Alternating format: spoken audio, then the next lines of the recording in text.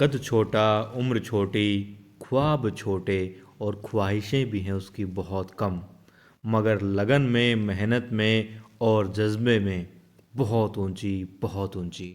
माँ देवी अहिल्या के चरणों में प्रणाम। और आप सब कैसे हैं? नमस्कार। जी हाँ, उम्मीद करता हूँ बहुत स्वस्थ होंगे, खुश होंगे और मस्त होंगे। साथ ही हम उम्मीद कर रहे हैं कि एक इंसान जो हमने आज देखा बड़ा अस्वस्थ नजर आ रहा था। जी हाँ, आप समझ गए होंगे, मैं बात कर रहा हूँ गुन्नू जी की। गुन्नू जी हमने देखे आज बड़े अस्वस्थ नजर आ रहे थे। उनका दिमागी संतुलन वो तेज बन रहे हैं मगर हिला हुआ, और साथ में उन्होंने हिला दिया है द्वारिका भाई साहब का। उन्होंने जमकर चुगली की, जमकर बुराइयां की, मिर्च मसाला लगा के बातें बताई खंडेराव और देवी अहिल्या के बारे में, जो कि अक्सर यमुना बाई का काम था। खैर उन्होंने कर दिया, कोई बात नहीं। अब भड़की हुई द्वारिका जो हैं वो जाती हैं देवी अहिल्या के पास में, किचन में होती देवी अहिल्या। उनको कहती है तुम्हारा अपने काम में ध्यान कैसे लगेगा? जब तुम 10 चीज़ों में, 10 लोगों के औरों के काम में अपनी टांग अड़ाओगी, तुम्हारा ध्यान अपने काम में कैसे होगा? वो कहती है मैं समझी नहीं। तो उसे समझाती हैं कि तुम रास्ते में, तुम मंदिर गई थी तो रास्ते में कहीं रुकी? अहिल्या देवी तो भोली हैं, बच्ची हैं, वो बताने लगी तब उनको ध्यान आया कि हाँ खंडेराव जी ने कहा था किसी को कुछ नहीं बताना है। वो रुक जाती हैं, वो कहती है नहीं ऐसा कुछ नहीं। वो कहती है मुझे सब पता है। फिर बताना शुरू करती हैं वो। फिर कहती है कुछ और भी बात है वो तुम नहीं बता रही हो। खैर बात ये है कि यदि गुन्नू जी के बीच में आओगी, गुन्नू जी के खिलाफ खंडेराव को भड़काओगी तो अच्छा नहीं होगा। उन्होंने तो ये तक कह दिया कि मैं ऐसा कुछ कर दूंगी जो तुमने सोचा भी नहीं होगा, इतना बुरा कर दूंगी। तभी होना मैं ये चाह रहा था मतलब आ जाए, लेकिन आई नहीं। सिर्फ आवाज़ सुनाई दी गौतम बाई साहब की, जिन्होंने पूछा कि रसोई का अहिल्या काम हो गया है क्या? तब द्वारिका बाई साहब कहती है हाँ जी बस कर रही हैं, हो गया है काम, निपट गया है सारा। फिर वो उसको धमका के चली जाती हैं। और रात को हम जो देख रहे थे, हाँ वो तो रह गई बात, हम जो देख रहे थे कि एक परछाई आई है, एक छाया दिखाई दी है खंडेराव जी के रूम में रात के टाइम, वो भी।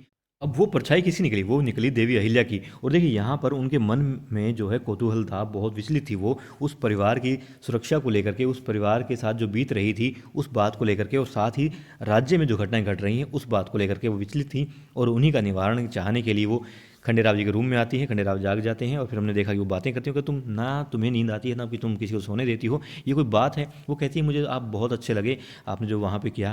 वो कहती है तुम ये बात बताने के लिए आई हो जो मैंने दिन में किया, तुम रात को बताने के लिए आई हो कि हाँ मुझे तुम यूँ अच्छे लगे, तुम बिना अहिल्या कमाल हो। फिर वो बात करती है, वो कहती है उन्हें कि आपको अपनी जिम्मेदारी निभानी चाहिए। वो कहती है तुम जानती नहीं हो गन्नू जी कैसे हैं। वो कहती है मैं नहीं जानती, लेकिन फिर भी आपका फ़र्ज़ बनता है।